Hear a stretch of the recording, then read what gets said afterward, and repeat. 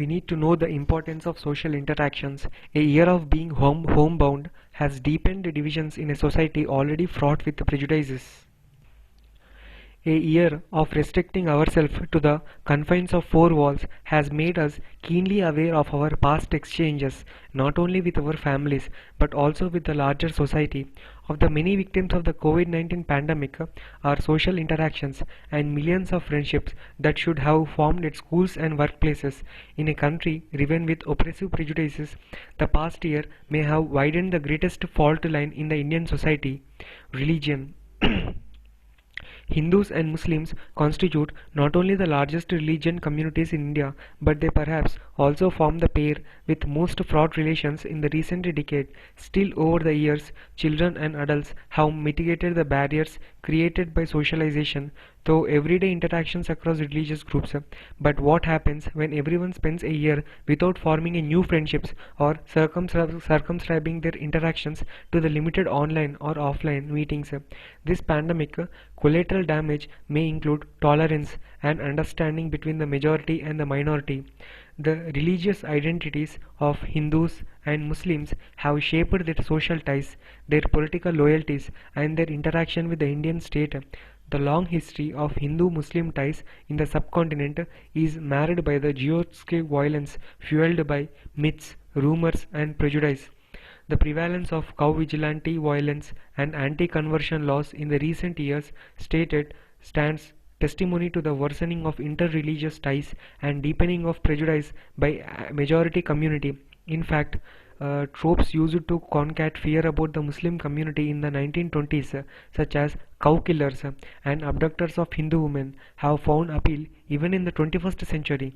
The propagation of such stereotypes and resulting prejudices allow for and even normalize violence against the minority to protect the self, while it would be an exaggeration to claim that every social encounter between members of the two groups is troubled.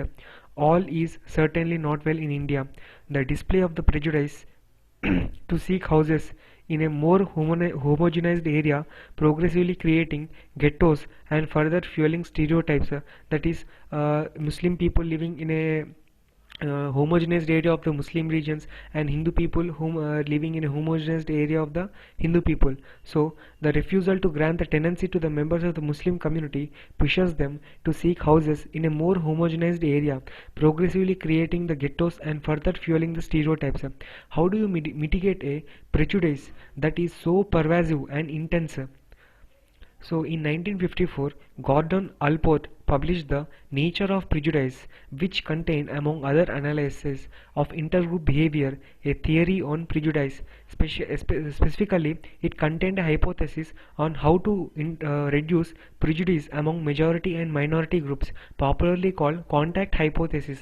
The idea was simple: contact, with some caveats, reduces the prejudice. Subsequently, decades of social psychology research arrived at a far simpler idea: friendship reduces the prejudices. That is, friendship is the only thing that can reduce the prejudices. Both Hindus and Muslims, if they are friends, that can reduce the prejudices among them, and the tenancy problem of the Muslims and the homogenization of the Muslims area and the tenancy problems could be mitigated. Could it really be that simple? Could that work in India? The answer to both questions is the same: yes, to some extent. The empirical evidence largely supports the proposition. Multiple studies have noted that frequent interactions between the members of different religious groups vastly reduce negative perceptions and anxiety towards the other. For instance, a youth study in 2017 conducted by Longkiti CDS and Konrad Adenauer Stiftung found that 83% of the Hindus who had a non-Hindu friend were comfortable having a non-Hindu neighbor, compared to 70% of the Hindus who did not have a non-Hindu friend. Another paper discovered that even among the people who consume media plentifully, interactions with the people outside their community weakens the prejudices. That is, community interactions with the outside the religious people will also increase the will also weaken the prejudices. Education, however, presents an interesting puzzle.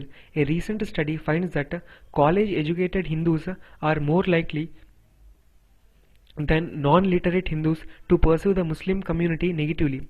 That is, it is a wonder we have to see. That is, the educated Hindus are more likely than the non-literate Hindus to pursue the Muslim community negatively, irrespective of whether they had a friend from the community or not. So it is very a problematic point to be noticed. Although close interactions may significantly reduce the prejudices, this reduction is minimal at best. Firstly, attitudes of suspicion and negativity towards the Muslim minority are deeply entrenched in the Indian society. Secondly, as this newspaper has reported over the last few years, the ghettoization of Muslims continues to define both urban and rural landscapes. This ensures that most instances of social interactions, be it an evening tea or meeting at markets, are effectively denied, thereby limiting the building of lasting friendships at workplaces and schools. Thirdly, the Hindu individuals might hold great respect and affection for Muslim friends. They might not hold the same view about the community as a whole, since they would consider a Muslim friend to be an exception to the rule. As a result, the interactions do take place and reduce the prejudices. They do not cross the threshold already laid down by the generations of the socialization and the stereotypes. So the prejudice is a the prejudice or an ill notion towards a particular religion is a peculiar phenomenon. It is sustained through time, remains unaffected by even positive interpersonal relations, and provides the ammunition for communalism. The Ashutosh Varshney, I think, asks in his book Ethnic Conflict and Civic Life, why do Hindus and Muslims live peacefully in Calicut but not in Aligarh? The answer he quotes lies in the civic engagement and redefining the us part. Ties need to be forged not just between the individuals but also across larger communities, such as the relationships breach the confines of religious identities and encompass a multiple of multiple of identities, be it a local neighborhood associations, professional unions, or linguistic associations. Membership of the civil society creates a new us. It allows society to maintain open lines of communication even during the pandemic. During a year in which students and professionals have remained within the confines of their houses, what they have missed out are unencumbered everyday interactions with their peers. Bonds of camaraderie are built over the water cooler, chats and rants, but about the busmates. So all these social interactions are missed due to this pandemic. In the absence of such avenues, it behoves parents, teachers, and employers to encourage the engagement through social organizations or other forms of safe civic engagement. So the social interactions with the other community members can drastically or to an extent can reduce the prejudices towards a community.